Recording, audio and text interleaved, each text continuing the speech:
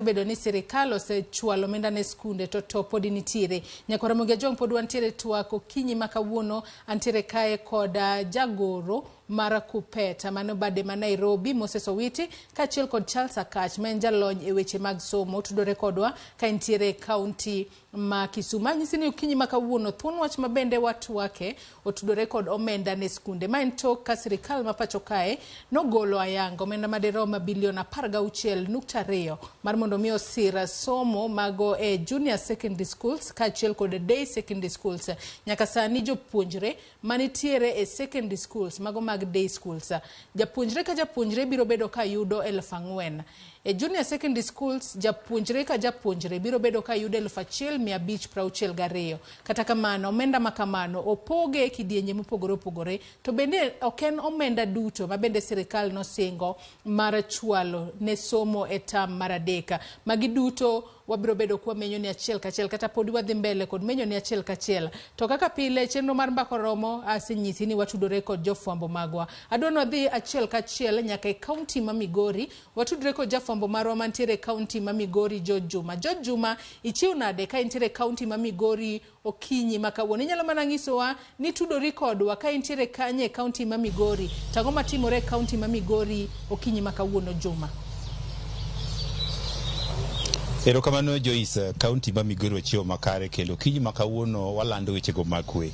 Kama wuoye ni antie apises go mag Red Cross e kaunti ma Migori ka bende nitiere buno bende nyaka sani koro bagi kod ruogno mar Apado ma osebedo ka koro puonjo oganda weche go mag keto kwe kinde go mag siasa kata tok siasa. Ka bende romo bende wan go chieng' ma kawuono bende okelo oganda mowuok e sekno mar boda kaachiel kod bunge la wananchi e kaunti ma Migori. Ka thoro maduong' en kaka inyalo nene weche go mag kwe koro bende kaunti ma Migori. To ahinya kinde ni wanyalo paro ka kinde ma jumbe ariyo mokalo kinde romo mar jokanyo go mag ODM go mag Suna West koko mono nondi oduowuok matin ma iteno go weche go mag siasa. Ka bende mag achiel kuom gi obende nyaka sani koro twak ma itimo ko kinyi ma kawuono mar ng'iyo ni to ka dhi nyime ere kaka wanyalo geng'o midhiero kata mag koko ma osebedo kinde ka kinde to ahinya mago mag siasa bende osebedo ka kelo kwe to ahinya kaunti ma Migori. Adwa ni mondo koro watwak kod mokwongo jokanyo go mag Rapado mondo wang'e ni to en gima gisebedo ka gitimo kuom igni malach nyaka sani pod waneno ka koko nitiere. Ang'o ma gisetimo to midhiero ni kanye to kang' mane mwagoyo mar kelo kwe to ahinya kaunti ma Migori e kindeno mar yiero kaachiel kod kata tok yiero e kaunti ni. Adwa nachak kodi romo ma kawuono obedo olosi gi Rapado usebedo ka un okang' ma mbele mar lando weche go mag kwe nyaka sama wuoye ni kaka Rapado wasego okang' machalo na nikech pod wawacho ni pod koko ni e kaunti wasego okang' machalo na di kelo kwe to midhiero gin mage. Ani luonga ni Biwot Nicholas atiyo gi Rapado. Rapado sani watiyo e project mar conflict mitigation ka watimo gi civic education. Wan ka kawuono gi ahinya jo bunge la wananchi gi jo boda ma osebedo kwa tiyogo. Rapado thothne wang'e ni Migori County osebedo ka experience gimoluongo ni political conflicts gi moko matin mag cross border conflicts.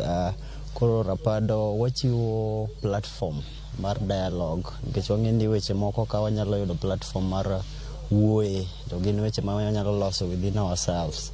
Rapado kendo wachako timo sensitization both offline media gi online media ma wa engage ahinya vijana mondo kata platforms mag social media kwa wacho weche mag kwe. Rapado kendo watiyo gi structures, peace structures. Watiyo gi peace committees, watiyo gi boda, watiyo gi religious leaders, watiyo gi jo usika tema tiyo gi yore kwe Migori County ka. En kinde mathoth kasewinjo ni Rapado tiyo kaunti kulando weche go mag kwe pod waneno koko kaka jumbe ariyo mokalo. Ang'o momiyo pod waneno koko? Ng'iso ni pok uchopo kuom oganda koso oganda motamo wang'u? Okay, erokamano. Ing'e wach kwe ni ok en gima odiochieng' achiel kata period moro. En gima dhi mbele. Wanyalo wacho ni ne wachako chon. Nyako Ramogi Jwang'a mano ne jafwambo marwa e kaunti ma Migori Juma ka bende oluonwa wechego mag jiwo arita e kaunti ma Migori. Wach makamano inyalo bedo kod geno ni biro yudo kuku kaachiel kod tiende ai wechewa manyien mamoko mag odiochieng' ma kawuono. Kata kamano wadoga ne wawinjane kaka podio twaka kod jogo ma ochung' ne jiwo arita kono. Migori at least wanyalo wacho ni for in so many years never experience kwee ndalo mag yiero. Koro ok wadwa we mane sa yiero pod wadhi mbele gi timo different interventions, wadwa waket structures makata chieng' moko rapado onge to wach kwee kata wan gi oganda wa mapod nyalo lando kwee e oganda wa kendo dhi mbele gi tich mar kwee ma wa ensure ni ochopo ne ng'ata kumoro amora ma Migori County obedo gi kwee maber.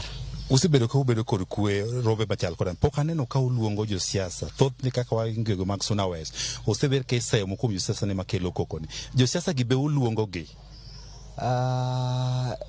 Josiasa bedo ga mopogore matin but ka wanyalo paro towards election ne waluongo josiasa ndalo cha ne gin jodwaro ngas mopogore opogore mane wabedo kodgi mane wawuoyo kodgi mane wasaini gimiluongo ne peace charter. Apan mago achiel kuom intervention ma wanyalo associate no kelonwa kwee ndalo election but pod ok wawe josiasa pod wawuoyo kodgi nikech samoro yudo gi nyalo bedo matek but nitie kaka watiyo kodgi ma wane ni message ma wan go ochopo negi kata sani ka wan ka wach kwee ang'endo gimbe pod gineno kendo ging'eyo weche madhi mbele Migori County.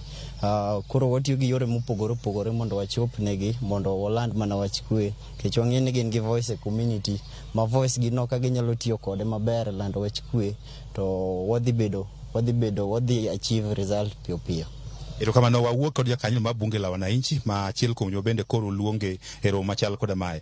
Adwa ni chakna gi nyingi kinde mal dhao nitiere ojende sowat ni makelo dhao tainya mag siasa kaka jumbe ariyo mokalo.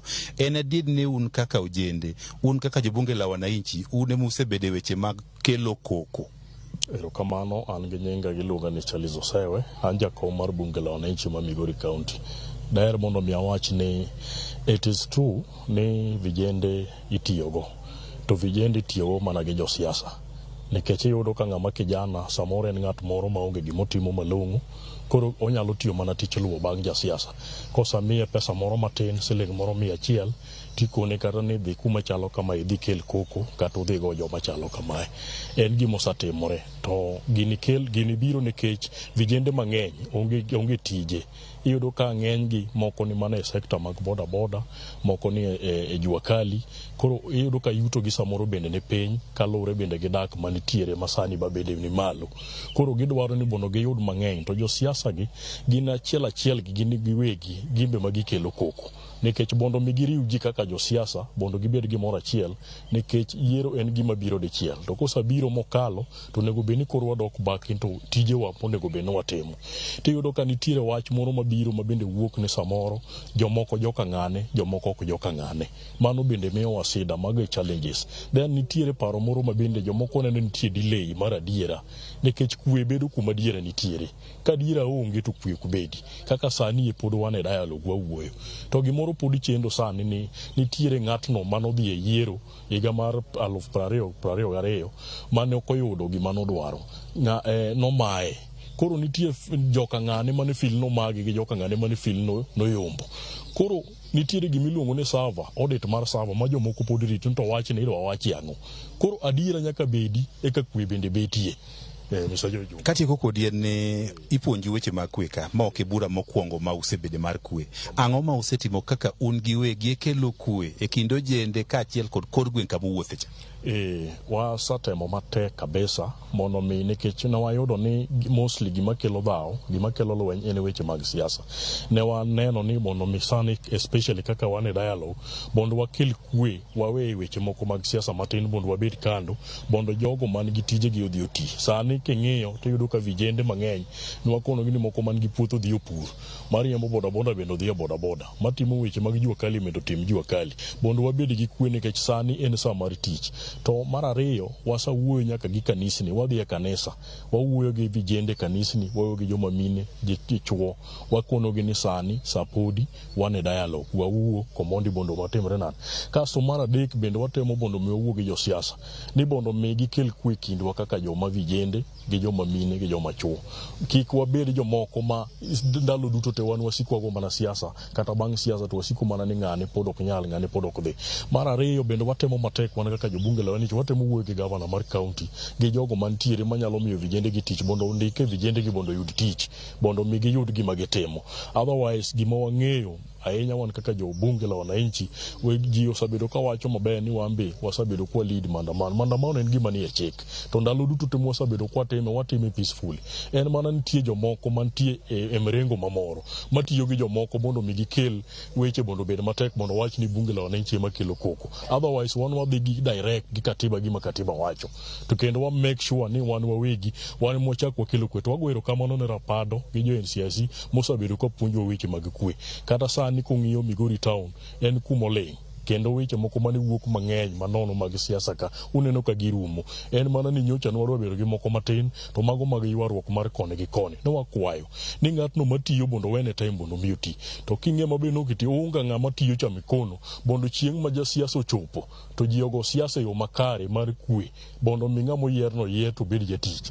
Almane kwa mara. Erokamano kuom paro maler kamano. Kinyalo winjo mago jokanyo bende osebede sekta mar kelo kwe kaunti ma Migori ka bende ikinde ma jumbe ariyo mokalo no ka jodongego mag suna bende ne obedo piny kaachiel kod jok mawuok e sekta mar kanisni e kaunti ma Migori mar wuotho wuotho kaachiel mar ng'ini wechego mag kwe koro kele kaunti ma Migori ka bende gionero machal koda magi dhi medo kelo kwe kind oganda. To inye kaunti ma Migori bende kinde mokalo osebed ka isen wechego mag kwe ok osebedo makare e kaunti ni. Erokamano ahinya George Juma ka intiere kaunti ma Migori koneno kang' makare ahinya mar